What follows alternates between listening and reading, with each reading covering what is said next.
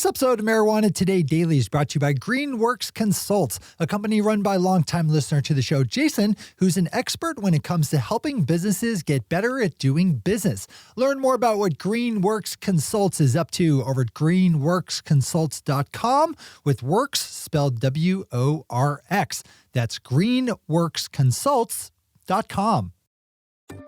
Good morning, Marijuana Nation. It's Friday, May 1st, 2020, and you're tuned in to episode 926 of Marijuana Today Daily. I'm your host, Shay Gunther, and I'll be walking you through today's marijuana news and headlines. As always, we have a full and busy day of cannabis news in our hands, so let's jump right into it.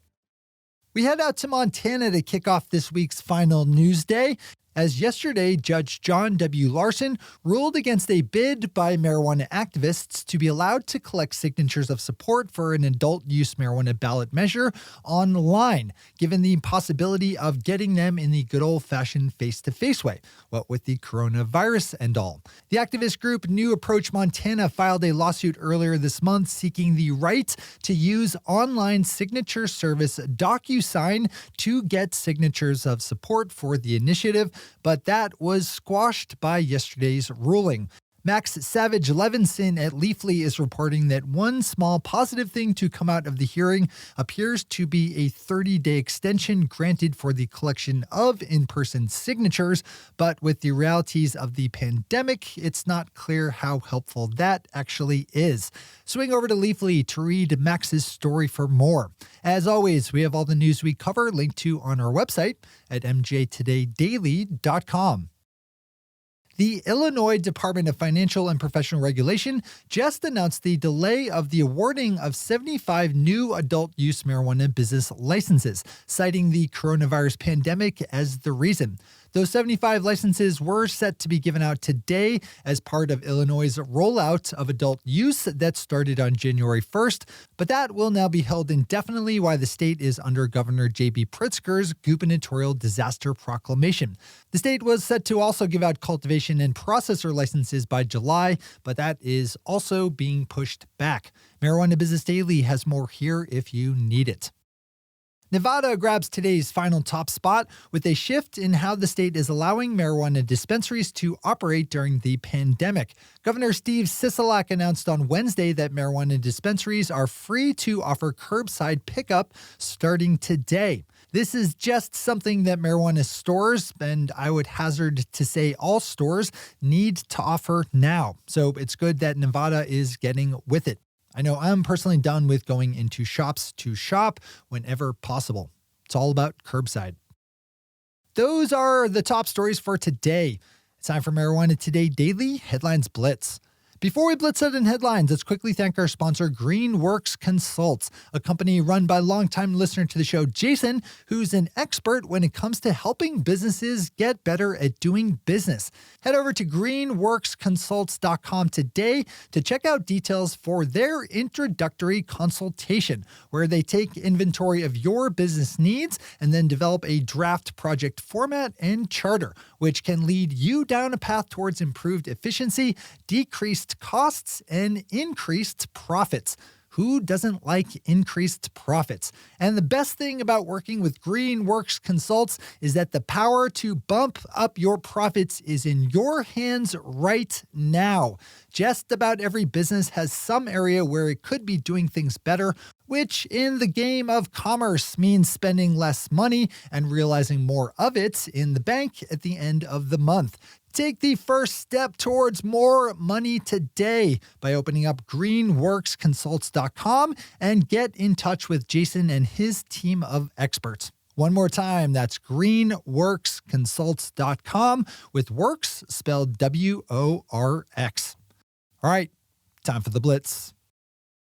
Randy Robinson and Mary Jane starts our blitz of headlines off on a very happy note with pickup of news out of California, where the Santa Clara County District Attorney's Office just cleared the criminal records of more than 9,000 people charged with low-level cannabis crimes, wiping away around 11,500 individual charges in all.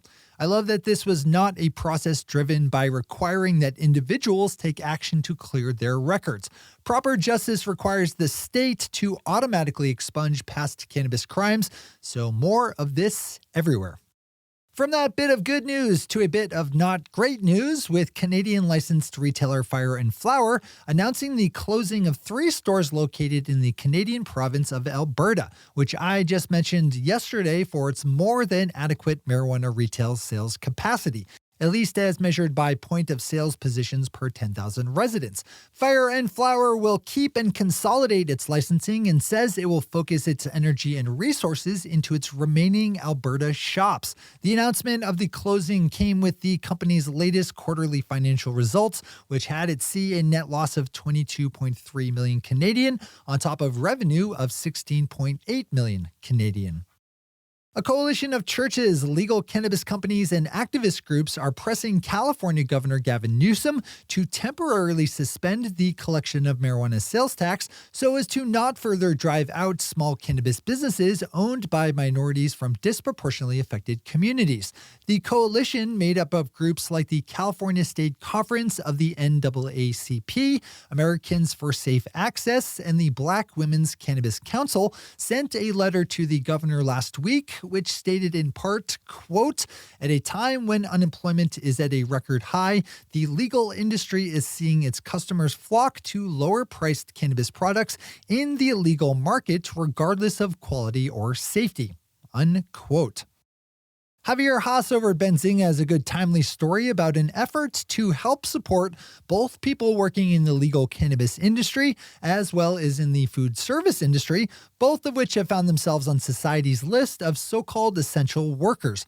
The Friends in Weed organization has formed in recent weeks and is behind a campaign that collects donations from legal marijuana companies that are then used to buy restaurant gift cards that are given to legal marijuana frontline workers like Budtenders. It's pitched as a way to help both the embattled restaurant sector as well as to make things a little bit easier for cannabis retail workers. You can learn more about Friends in Weed at their website, found at myfriendsinweed.com. That's myfriendsinweed.com.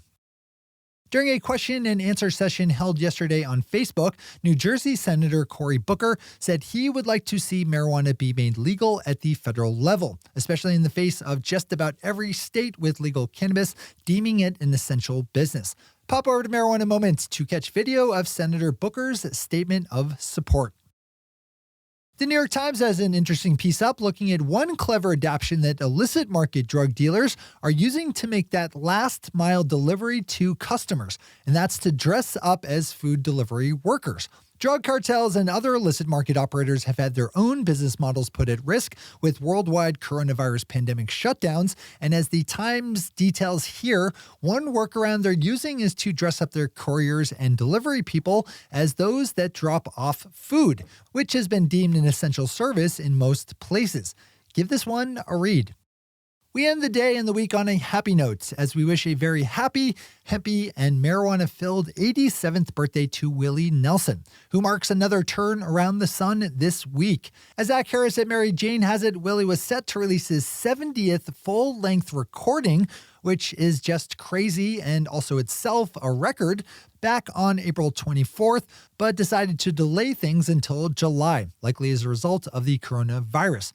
One quick awesome note on that, April 24th in the year 2020, as you would write it out on a check, reads out as 4/24/20, or if you say it right, 4/20/420. That's the first time I'd heard that one, and I wish that I had heard it before the 24th, because that's cool. Anyways, those are the headlines and news for the day. I'll be back with you again on Monday morning with another information-packed episode of Marijuana Today Daily. But in the meantime, if you have any stories to share or feedback to give, zip us an email to headlines@mjtodaydaily.com. And while you're clicking around the interwebs, swing over to our website at mjtodaydaily.com to find links to all the news we cover. Thanks to our sponsor, Greenworks Consults, and to our awesome patron listeners for the support that makes this show possible. To join the illustrious ranks of the patron listeners yourself, swing over to our website at mjtodaydaily.com and click on that big blue button at the top of the page that says Become a Patron. I'm your host, Jay Gunther. Thanks for tuning in and starting your day with marijuana today.